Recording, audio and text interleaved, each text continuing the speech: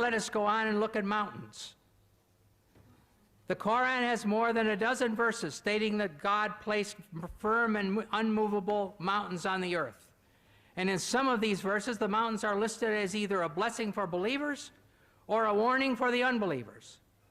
One example of this is found in the Surah Luqman, 31:10-11, where the mountains are one of 5 warnings. It says, He has created the heavens.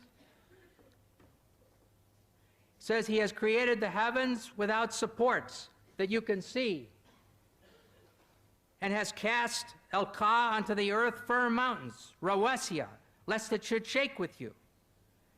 In the prophets, the Al-Anbiya, 21:31, as one of 7 warnings, we read, and we have set on the earth firm mountains, lest it should shake with you, with them.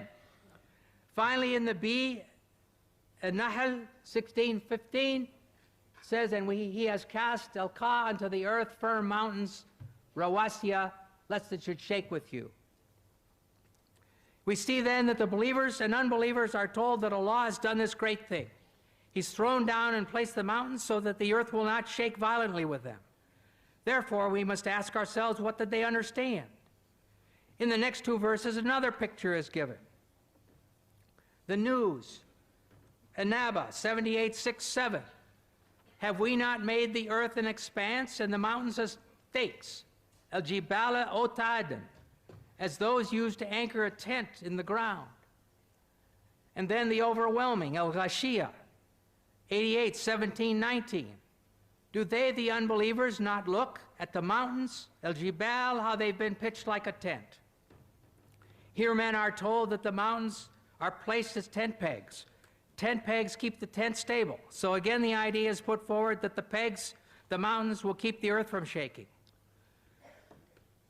A third picture is presented in the word rawasiya, used for mountains.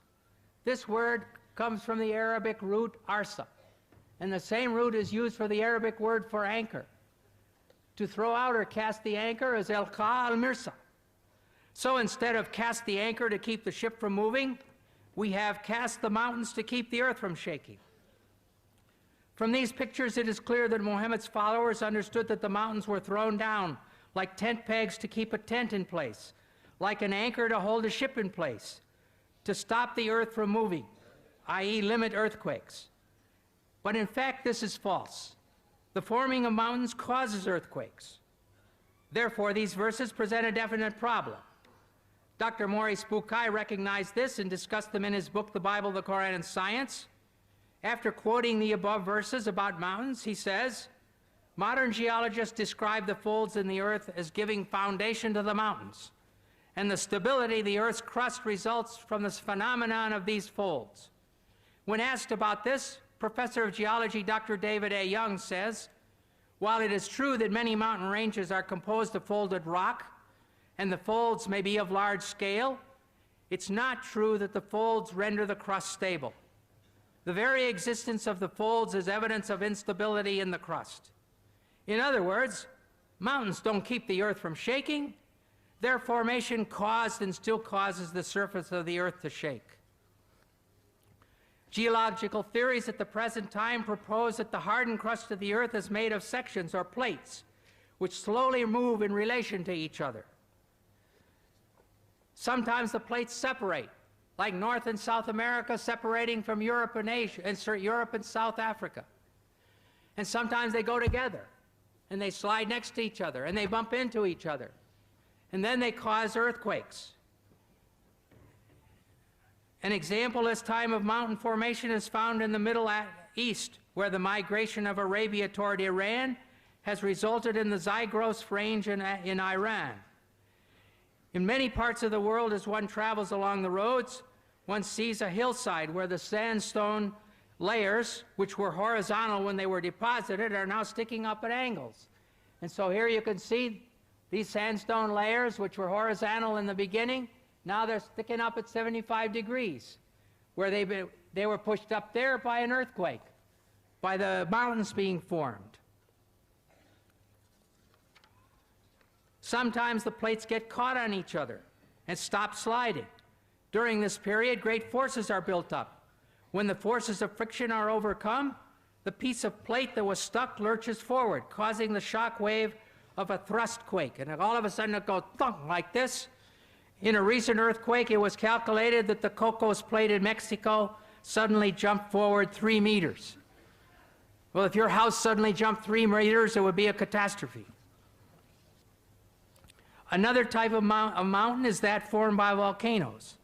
Lava and ash from inside the earth are thrown out and piled up until a high mountain is formed, even from the bottom of the sea. And we can see this kind of action in this picture. I hope you can see it. Not clear, is it?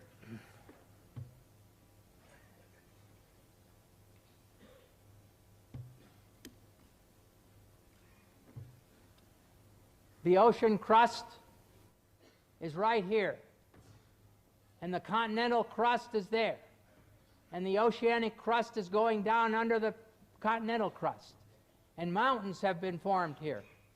Here's a volcano, and here is the magma or the molten rock going up through the volcano. And here's another volcano with magma going up. And so this is how the mountains are formed and earthquakes are formed.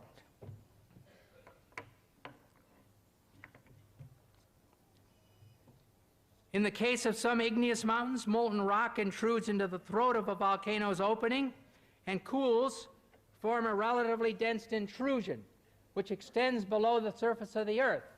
So if this got stuck and sealed, then it would be like a plug. However, it's not a root. It does not bear the weight of the mountain. It's really a plug.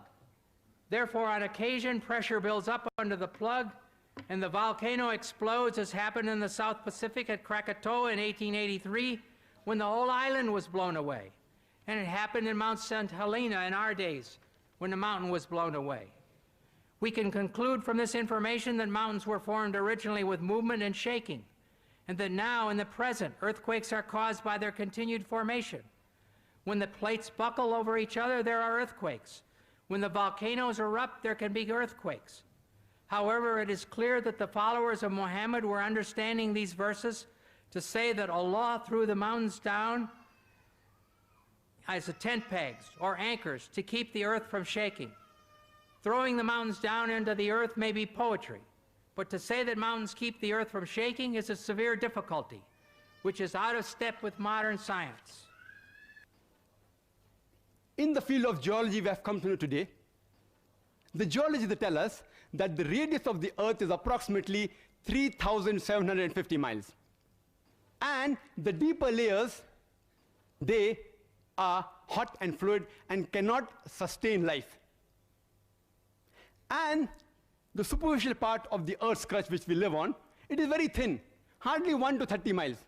Some portions are thicker, but majority 1 to 30 miles.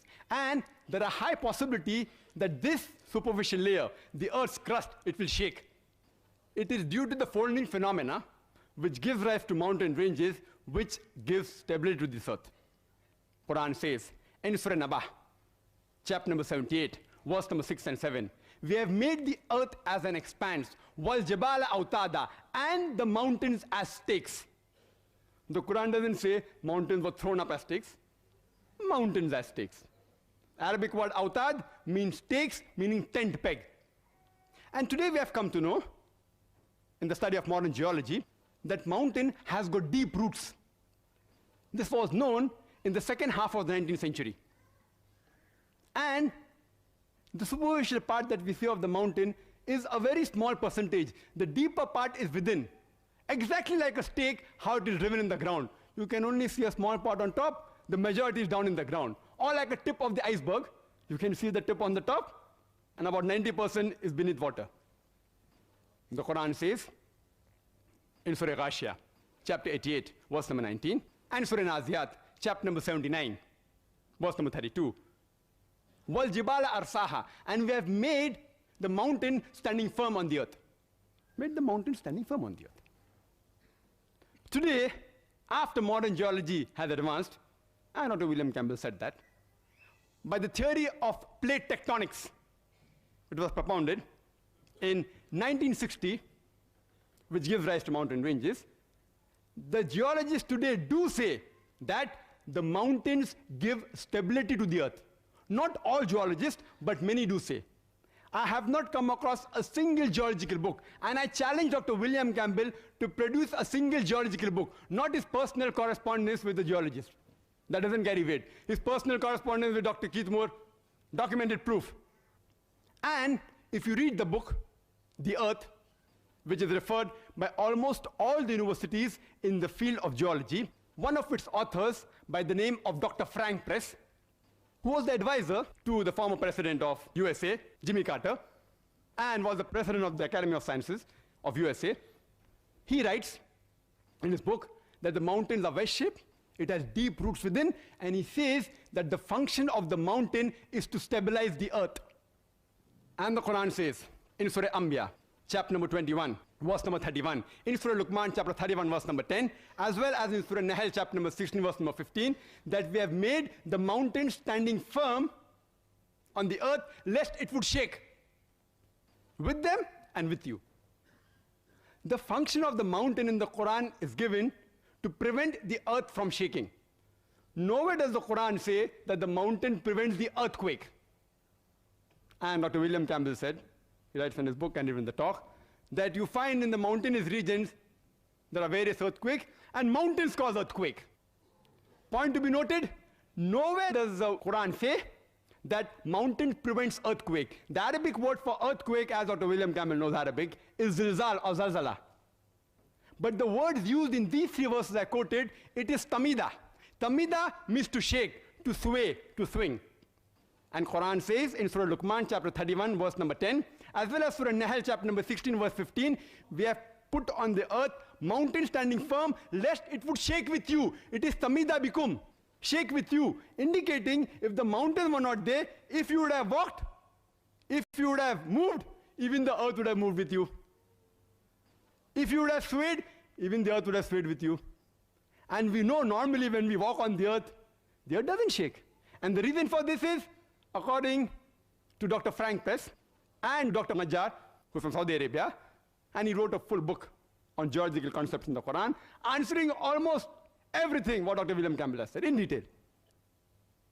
And Dr. William Campbell, in his book, he writes that if mountains prevent the shaking of the earth, then how come you find earthquake in the mountainous regions?